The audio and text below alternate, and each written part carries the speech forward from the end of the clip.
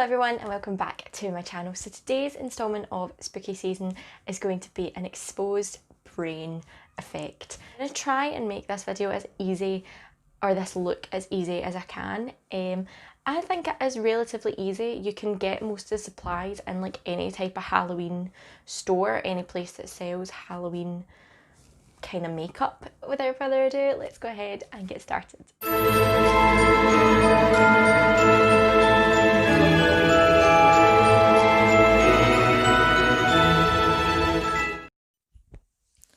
Okay guys, so I just wanted to pop a quick disclaimer in here. If you are squeamish, if you don't like blood and gore, don't watch this video. It is not the one for you. Okay, so to start this makeup look off, all I'm doing is pinning my hair back. So I'm going to be applying a bald cap. So what I've done is French plaited my hair and then I'm just taking it behind my head and pinning it into place, just to try and get it as flat to my head as possible. And then I'm going to take my bald cap. This is a latex bald cap, and I'm just gonna put it on over. There we go. Have a wee chuckle because it's really funny.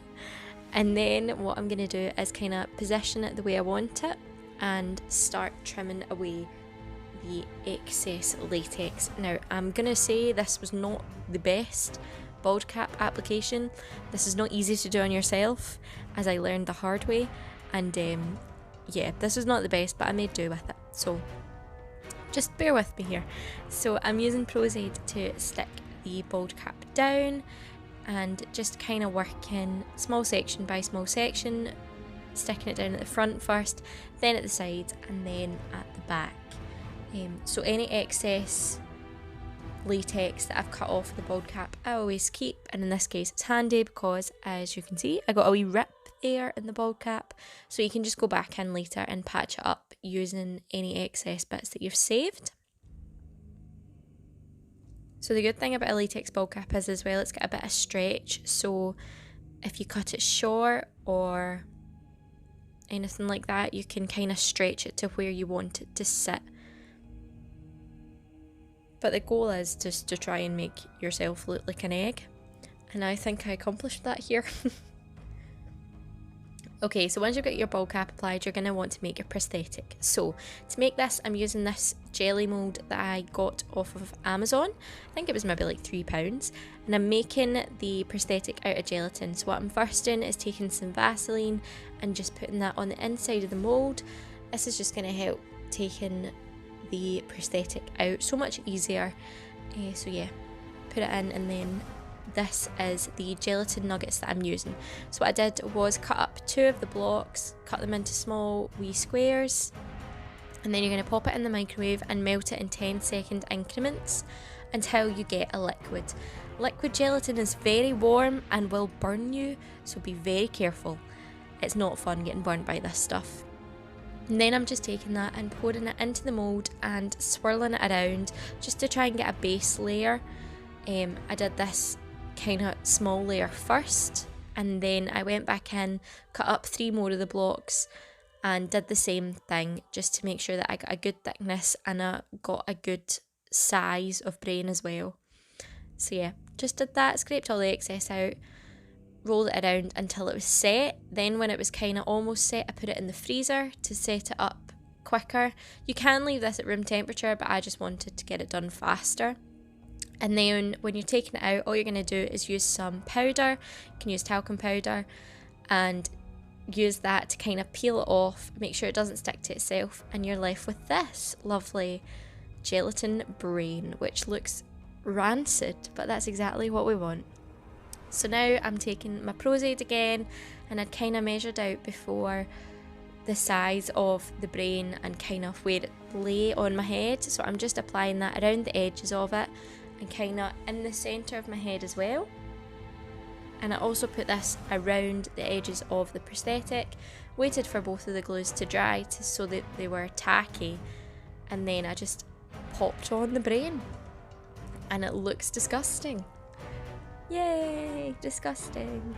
So then, to kind of hide the seams, I put some liquid latex on again. Now you absolutely don't have to do this, like if you were bald and you put this on, you can melt gelatin off using witch hazel, but for what we're about to do, I just wanted to do this. And I'm also using that latex to kind of hide the edges of the bald cap. Now, because I've used a latex bald cap, I can't bleed away the edges. So if you stipple latex around the edges, because it's the same material, it kind of builds up and fills in that wee ridge that you get between the bald cap and your skin. So I'm just stippling that on in layers, and then I'm taking cotton wool, unraveling it, and then I'm applying this around the seam where the brain meets the bald cap. So this is going to kind of act like torn away skin. I know it's disgusting, I'm so sorry. I thought it was fun at the time, but watching it back I'm a bit concerned.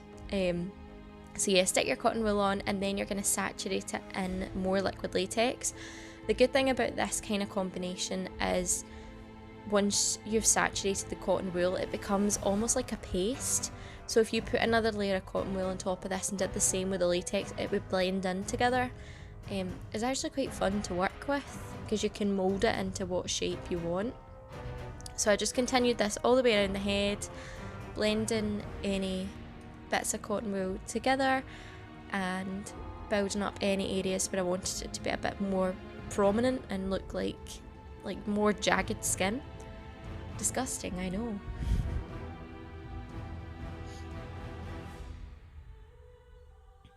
So then to colour it, this is probably the easiest part of it, to be honest. I'm just taking a red Supracolour and a big gel fibre brush and just going to town and painting the entire brain. The good thing about this mould is because it's so detailed, most of your work is done for you, so you just kind of need to emphasise it a bit more.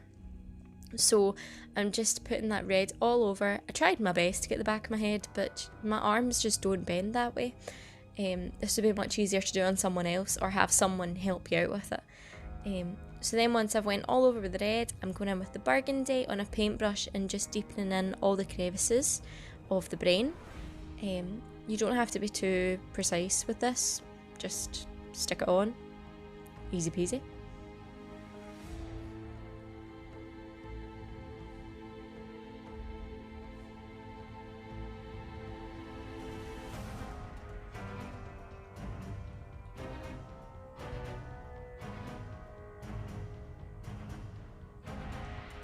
And then I'm going in with some black just into the deepest parts of the brain, just to add more dimension.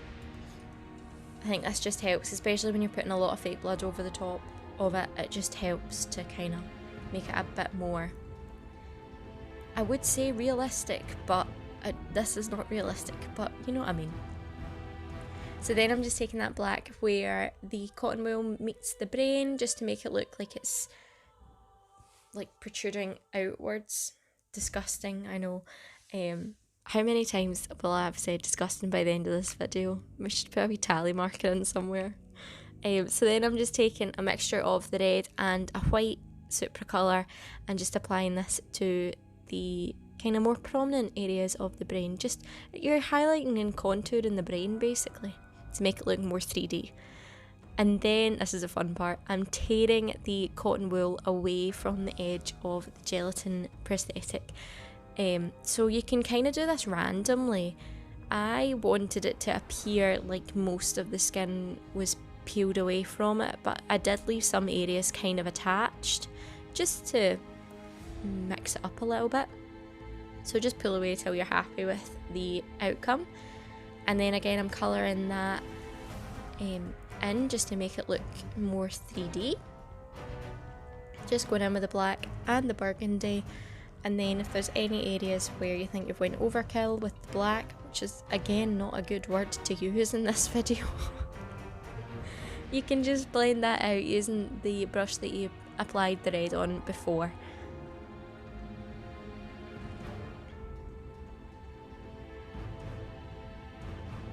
So then, to colour up my face, I kind of wanted to make it look like I had died, because I can't imagine if your skull had been cracked open and your skin had been peeled back that you would be alive, but I don't know. Again, this is morbid, I'm so sorry.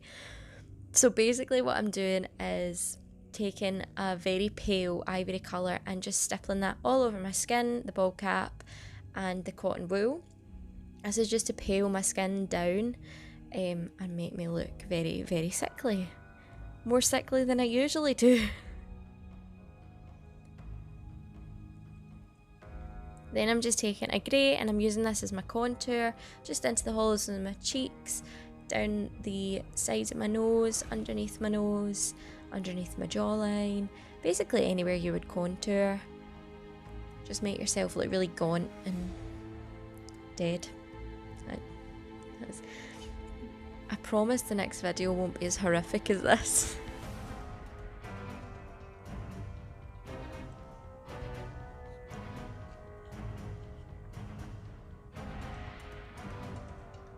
So then I'm just taking a blue and I'm applying this underneath my eyes and onto the inside of my eyes, because I think with this kind of trauma there would be a lot of bruising and you have a lot of blood vessels around your eyes, so I kind of thought that's where it would be. Could be wrong, but hey ho, I thought it added to the look, so that's what I did.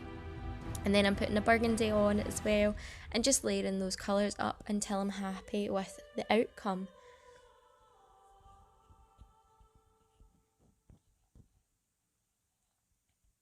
So obviously I went with a pretty morbid take on this. If you wanted to make it a bit more cheery looking, I really don't know if cheery is the word to use. What you could do is you could not make the brain look like disgusting. You could do a glitter brain, that would be fun. Or you could do like a glam makeup underneath. You could tailor this to suit your needs if you ever do this. So don't feel like just because I'm doing the horrible makeup, that's what you would have to do.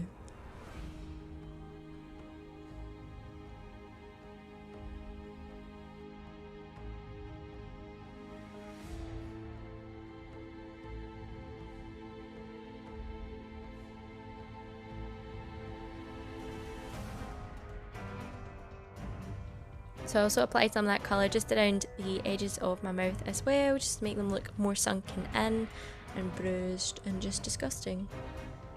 I mean, I look like I've been through the wars, don't I? And drawn in some of the kind of more detailed bags underneath my eyes, just to make myself look even more tired. Yay! So then onto the blood, I'm first taking Woundfiller and I'm kind of stuffing this down into the join between the cotton wool and the brain, and then I'm putting it into some of the crevices of the brain as well, just for a wee bit of texture. I love a bit of texture in a makeup look.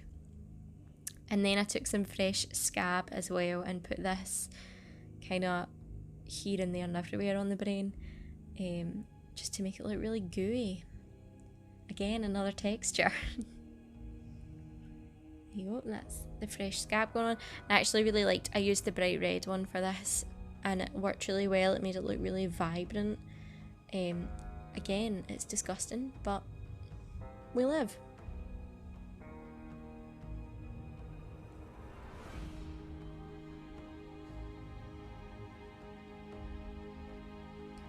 So then for the blood, I'm just stippling it on all over the brain. No really rhyme or reason to it. Can we also appreciate the fact I didn't get any blood on my white wall? I think that is an achievement in itself.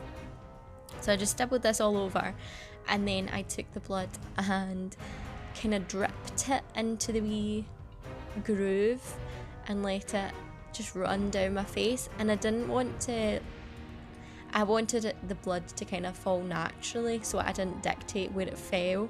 So I just kind of dripped it into that wee groove and just let it fall, which proved to be quite interesting, as you will see in a minute or two. So yeah, again, don't go overkill with the blood. I get overkill, not a good word to use, Skye, but yeah, you don't want it to look too uniform. Like, you want the drips to be a bit more spaced out. That's where I went overkill with the blood.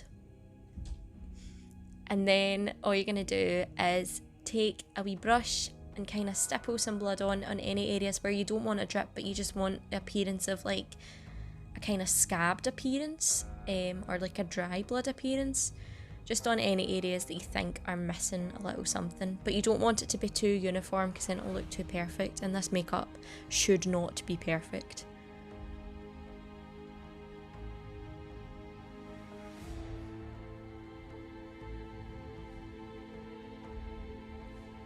So then finally I'm taking some glycerin and I mixed that in with the fake blood.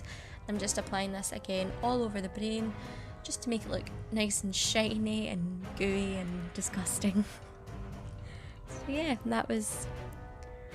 I love adding glycerin to anything, but I think this worked really, really well, especially when it was mixed in with the fake blood.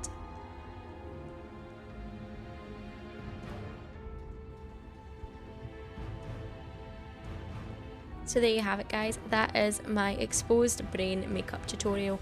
As always, I hope you have enjoyed. Everything that I have used will be listed down below, as well as all of my social medias. Make sure you give me a like and a follow on them, as well as hitting the subscribe button and the notification bell so you don't miss any future uploads. I hope you have all enjoyed, and I will see you in the next video for another spooky season makeup look. See you next time. Bye! People are genuinely going to think that I have an issue. I don't. I am a human egg. Don't drink fake blood. Oh, it's kind of sweet though.